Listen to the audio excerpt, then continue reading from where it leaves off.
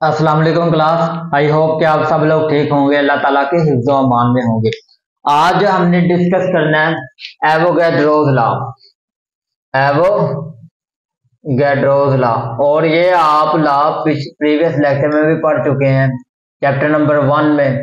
Chapter number 1 में हम इस लॉ को डिस्कस कर चुके हैं, और आज हम फिर इस लॉ को डिस्कस कर रहे हैं, वो है एवोगैड्रोस लॉ।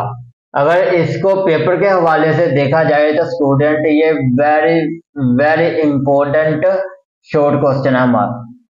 ये बहुत ज्यादा शॉर्ट अहम सवाल है हमारे पास इस चैप्टर का, एवोगैड्रोस लॉ। और ये आपसे लॉन्ग क्वेश्चन के तौर पर नहीं पूछेगा, शॉर्ट क्वेश्चन के तौर पर पूछा जाता है। एवोगैड्रोस लॉ को फाइंड करो।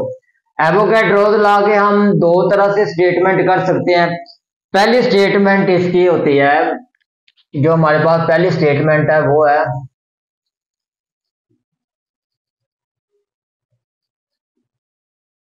पहली statement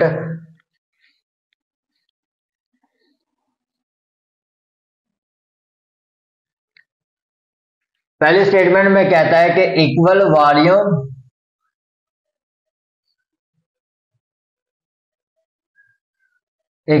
volume of ideal gas, आपके जो आइडियल गैस इसका इक्वल वॉल्यूम होना चाहिए, and equal number of molecule, equal number of molecule at standard, और कांस्टेंट होना चाहिए temperature and pressure. Standard temperature and molecule at gaseous at standard.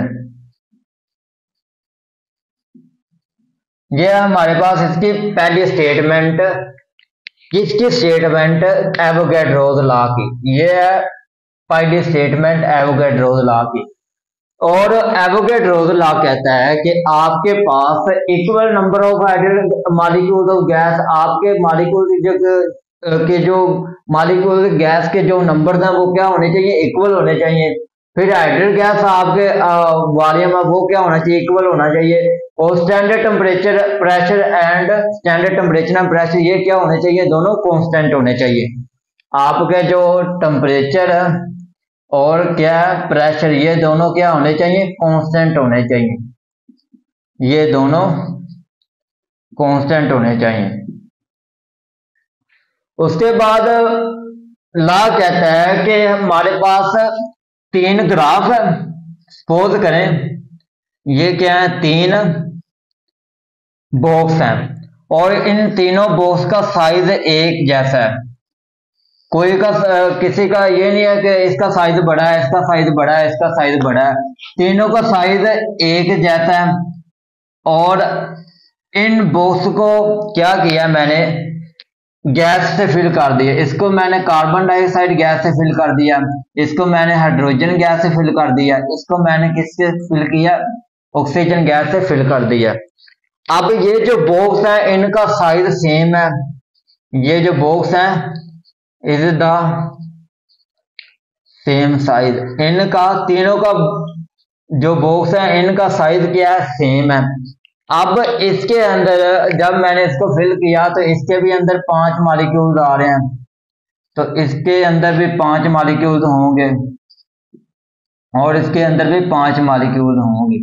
ये नहीं है कि ये जो कार्बन डाइऑक्साइड है ये ज्यादा इसके मॉलिक्यूल्स बन रहे हैं तो इसके अंदर ज्यादा होने चाहिए, इसके अंदर कम होने चाहिए, सॉरी इसके अंदर कम होने चाहिए, इसके अंदर ज्यादा होने चाहिए, इसके अंदर बहुत ही ज्यादा होने चाहिए, बहुत ज्यादा कम होने चाहिए। क्योंकि ये जो हमारे पास कार्बन डाइऑक्साइड है इसके दरमियान में एक कार्बन लगा, और दरमियान साइड पे क्या लगे हैं? 2 ऑक्सीजन लगे हैं। ये एक ऑक्सीजन लगा, एक ये ऑक्सीजन लगा, और दरमियान में क्या लगा?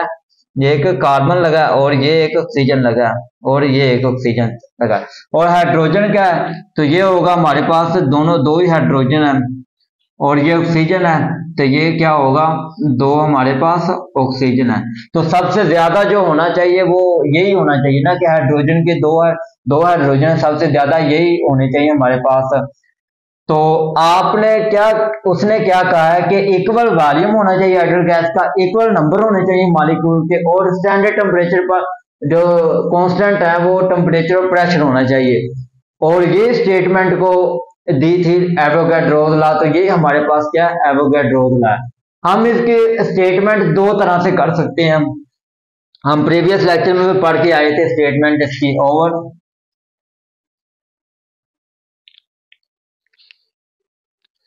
The volume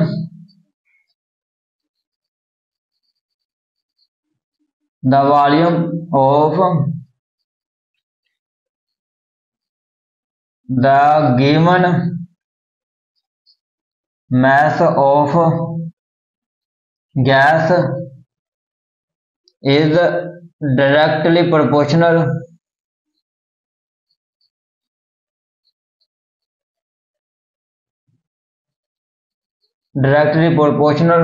to the number of gas, to the number of moles of gas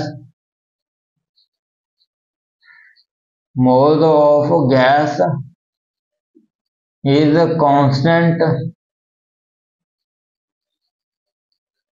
क्या होने चाहिए आपके, टेम्परेचर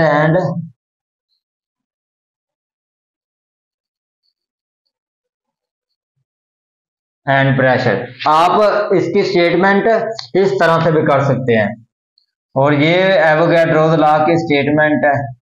दूसरी स्टेटमेंट आप इस तरह से भी कर सकते हैं और ये भी कर सकते हैं। आगे इसका मैथमेटिकल स्टेप देखें तो हमारे पास मैथमेटिकल स्टेप होगा,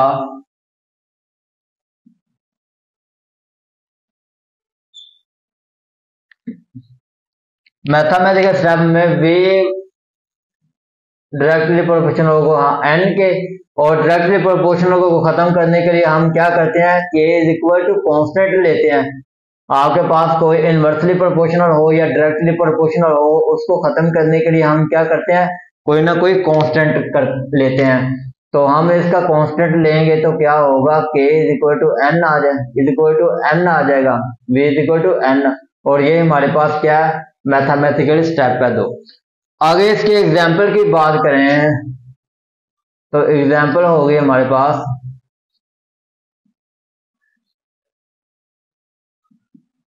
एग्जाम्पल को करने के लिए क्या कहा गया एवोगैड्रोस लॉ में, कि आपका जो हाइड्रोजन है या ऑक्सीजन है वो उसकी वैल्यू क्या है, हाइड्रोजन है 2.016 ग्राम ऑफ हाइड्रोजन। आपके एक हाइड्रोजन में इतने ग्राम है, इतने ग्राम आपके हाइड्रोजन में। फिर उसने कहा है 1 मोल ऑफ हाइड्रोजन, 1 मोल में इतने ग्राम है, एंड कंटेन, आप उनको हासिल कर सकते हो, and contain the 2.6.02 multiply 10 raised to the power 23 numbers of particles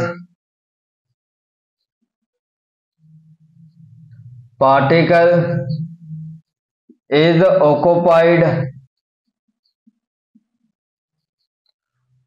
for 22.400 decimetre cube. अब ये जो वैल्यू आई है ये किस तरह आई है, आपने चैप्टर नंबर 1 में पढ़ा था मोलर वॉल्यूम, और उस मोलर वॉल्यूम में आपकी जो वैल्यू होती है वो होती है 22.414 डेसीमीटर क्यूब। और आपका ये जो पॉइंट है इसको खत्म करने के लिए हम क्या करते हैं, 1000 से डिवाइड करते हैं। जब आप 1000 से डिवाइड करेंगे तो आपकी वैल्यू आएगी 0.414 डेसीमीटर क्यूब। ये आपकी वैल्यू आएगी 100 1000 डिवाइड करने के बाद आपकी ये वैल्यू आएगी। तो आपकी ये थी एग्जाम्पल। आप और भी एग्जाम्पल कर सकते हो, जो आपको अच्छी लगे आप एग्जाम्पल कर लो। तो इस एग्जाम्पल को करके हम क्या कर सकते हैं, मैथमेटिकल स्टेप कर सकते हैं, हम इसको हल कर सकते हैं। तो ये था हमारे पास है एवोगैड्रोस लॉ। बहुत ही आसान सा टॉपिक है। आपने क्या करना है, इन दोनों में से कोई एक स्टेटमेंट करनी है और कोई ना कोई आप ये मैथमेटिकल स्टेप करने हैं और एक ना कोई एक एग्जाम्पल करके आपने क्या करना, उनको सॉल्व कर देना है। तो ये था हमारे पास एवोगैड्रोस लॉ। ये था हमारे पास आज का टॉपिक। अल्लाह।